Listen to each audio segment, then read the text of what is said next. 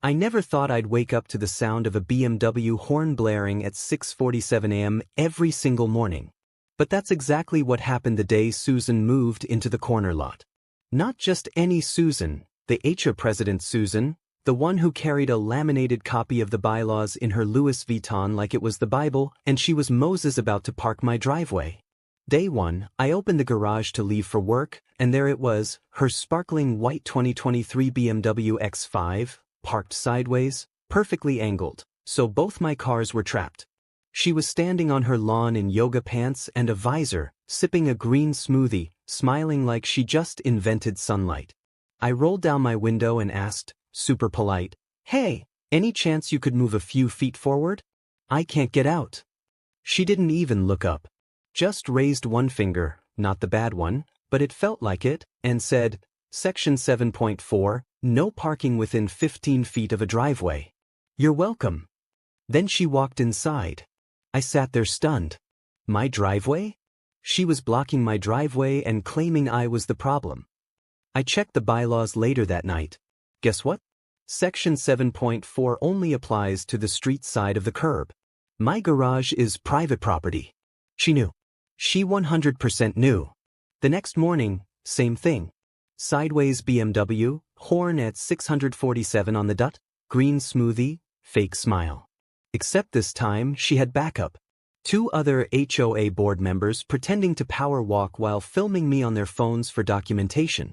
I had to call out sick just to wait for a tow truck that never came because technically she wasn't on my property. Just close enough that I couldn't leave. By day 5, the entire neighborhood knew. People were slowing down to watch the Daily Showdown like it was reality TV. Kids filmed TikTok duets. Someone started a pool on how long I'd last before snapping. I started parking my daily driver 2 streets over and Ubering home just to avoid the humiliation. My wife stopped inviting friends over because Susan would stand in the street screaming about curb appeal violations the second anyone pulled in. Then came the notes. Bright pink post-its on my windshield every night. Consider being a better neighbor. Your trash bins were visible for 7 minutes past 8 a.m. Smile. It's a beautiful day to follow rules. Once she left a printed photo of my own garage with a red circle around a tiny oil spot and the words environmental hazard reported.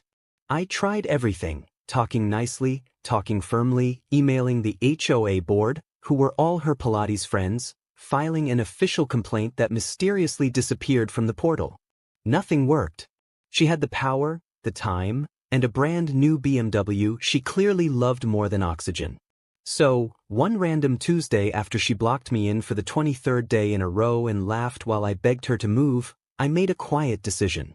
I called a concrete guy I know from high school.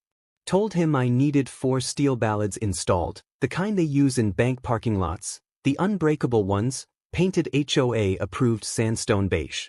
So, she couldn't even complain about the color. He asked, "You sure, bro? This feels nuclear." I told him, "Just do it before I end up on the news." 2 days later, the posts went in 6 feet apart, exactly at the edge of my driveway, lined up like soldiers. I even added reflective strips so nobody could claim they didn't see them. Took photos, sent them to the city for permits. All approved because, again, private property. The very next morning, 6:47 a.m., right on schedule, I heard it. Not the gentle beep-beep she usually did to wake the street. A foolin' horn-held down screeching panic. I walked outside in my robe holding coffee like it was the Super Bowl. There was Susan screaming red-faced standing next to her BMW which was now wrapped around my center ballard like a horseshoe. Front end crumpled, airbags deployed. Green smoothie exploded across the windshield like abstract art. The car was sideways, exactly where it always was, except this time it wasn't moving ever again. She saw me, pointed a shaking finger, and shrieked, "You did this on purpose." I just sipped my coffee and said, Section 7.4, Susan. No parking within 15 feet of a driveway. You're welcome. The neighbors came out clapping. Someone started filming.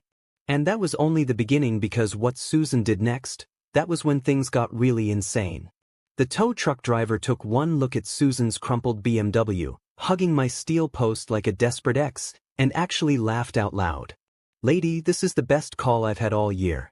Susan was on the phone with 911, screaming that I'd installed booby traps and attempted murder with landscaping.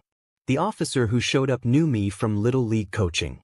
He took my permit folder, glanced at the posts, measured the distance with his boot, and told her, "Ma'am, this is private property. You hit a fixed object. That's an at-fault accident. Have a nice day." Susan lost it. Full nuclear. She called the HOA emergency meeting that same night. Yes, they have those. And demanded my immediate removal from the neighborhood. She passed around glossy photos of her ruined BMW with captions like "terrorism in broad daylight." Half the room was eating the cookies she brought. The other half was sneaking glances at me like I was about to pull a grenade. I showed up anyway. Walked in with a folder thicker than her bylaws book. First light on the projector, time-stamped ring footage of the last 28 days. Every single morning, her car blocked my garage. Her waving, her smirking, her refusing to move. Second slide, the city permit stamped and approved. Third slide, a close-up of the reflective strips and the little sign that says "No parking, fixed obstructions." The room went dead silent. Susan stood up, veins popping. "Those posts are ugly. They destroy curb appeal. I'm finding him $25,000 for unauthorized modifications." I smiled, hit the next slide. An email from the city planning department dated 3 weeks earlier where Susan herself tried to block my permit and was told in writing, "Homeowner has full rights on private property. Request denied." You could hear her soul leave her body. She still wouldn't quit. The next 48 hours were pure chaos. She filed liens on my house, fake ones printed on her home printer. She had her husband, some quiet guy who clearly wanted to be literally anywhere else, stand in my driveway with a measuring tape claiming the posts were 6 in onto the easement. They weren't. She started a neighborhood Facebook group called Stop the Ballard Bully and posted AI-generated photos of my house with swastikas spray painted on the garage. Then came the 4 a.m. wake-up calls. Anonymous numbers screaming that my kids would pay the price. Someone egged my front door every night for a week. My wife found nails scattered behind our tires twice. I installed more cameras. Caught Susan on 4K at 2:13 a.m. in a black hoodie sprinkling nails like fairy dust. Sent that straight to the police. They paid her a visit. She cried victim so hard the officer almost felt bad. Almost. Insurance declared her BMW totaled. She fought them. Claimed the posts moved on their own. They sent an engineer. He laughed harder than the tow guy. By now, the story had gone viral locally. News vans parked outside. Someone made t-shirts. "Free the driveway." My Ring doorbell clips hit 1 million views on TikTok. Susan started wearing huge sunglasses and a headscarf like she was in witness protection. She scheduled a special assessment vote to find every single homeowner $500 to pay for her new car because community safety. Only 12 people showed up and 8 of them were there to flip her off. That's when she crossed the line from evil to completely unhinged. One night, I woke up to my wife screaming. I ran outside barefoot. Susan was on my lawn with a cordless sawzall trying to cut my steel posts down. Sparks everywhere. Extension cord running from her own outdoor outlet across the street like a tripwire. She was in bunny slippers and a silk robe. Hair and curlers shrieking. I paid for this street. The blades snapped, flew, and sliced her own forearm open. Blood everywhere. She looked at me wildeed and whispered, "This isn't over." Cops came again. EMS patched her up on my driveway while she told them I'd attacked her with a samurai sword. They checked the cameras, saw everything. She left in cups for vandalism, trespassing, and destruction of property. I thought that was the end. I was so wrong because the next morning a process server showed up with papers. Susan was suing me for $250,000 emotional distress, loss of enjoyment of life, and permanent disfigurement from the Sazel incident. And that's when I found out why she'd been targeting me from day one. A secret she'd buried so deep it took her own lawyer accidentally attaching the wrong document to blow it wide open. But that revelation, that's the part that broke the internet and broke Susan forever. The lawsuit papers sat on my kitchen island like a loaded gun. $250 grand. Permanent disfigurement. Intentional infliction of emotional distress. Susan even attached glossy close-ups of the 3 inches scar on her forearm, circled in red, like a crime scene photo. My lawyer laughed so hard he had to put his coffee down. She cut herself with her own sawzall at 3:17 a.m. while trespassing. This is performance art. Discovery started. That's when the universe decided to hand me the winning lottery ticket on a silver platter. Susan's lawyer, some guy who clearly took the case for the TikTok clout, accidentally attached the wrong PDF to an email. One click and there it was. The original purchase contract for her corner lot dated 6 years earlier. Page 27, Exhibit C. Buried in the fine print, an old recorded easement giving my address permanent unrestricted vehicular access across the corner of her lot to reach the alley behind my garage. An easement that had been there since 1978, long before either of us existed. Translation: Susan never owned the strip of land she'd been parking on. She'd been blocking me on my legal right of way the entire time. I zoomed in, heart pounding. The easement was 20 feet wide. Her driveway sat smack in the middle of it. She'd literally paved over my property when she moved in and then weaponized fake HOAA rules to keep me from using what was mine. But it got better. Page 43, a handwritten note from the previous owner stapled to the contract. Buyer aware easement is active. Seller disclosed verbally. Buyer laughed and said HOA will fix that. She knew she bought the house knowing she didn't fully own the land under her own driveway and spent 6 years terrorizing me to protect her lie. My lawyer printed everything in color, tabbed it, and walked into mediation like a man carrying dynamite. Susan sat across the table in a cream blazer, neck scarf tied like she was auditioning for Real Housewives of Orange County. She smirked when she saw me. Ready to settle terrorist? My lawyer slid the easement survey across the table, then the contract, then the handwritten note, then the city records showing the easement had never been vacated. Susan's face went from Botox frozen to actual human horror in 2.4 seconds. Her lawyer started sweating bullets. We can discuss a quiet resolution. Susan snatched the papers, eyes darting. This is forged. My lawyer hit play on his laptop. Drone footage I'd paid a surveyor to shoot 2 days earlier. Bright orange paint marking the legal boundaries. Her BMW, her driveway, her beloved rose garden, all sitting on my easement.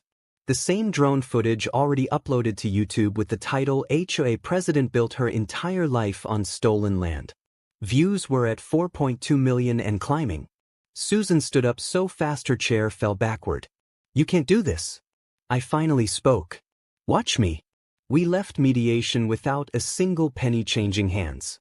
Instead, Susan signed a full release of all claims, quit the HOA board, effective immediately, and agreed to remove her driveway at her own expense within 60 days or face daily fines from the city. She moved 3 weeks later. Not just moved, vanished. The for sale sign went up overnight.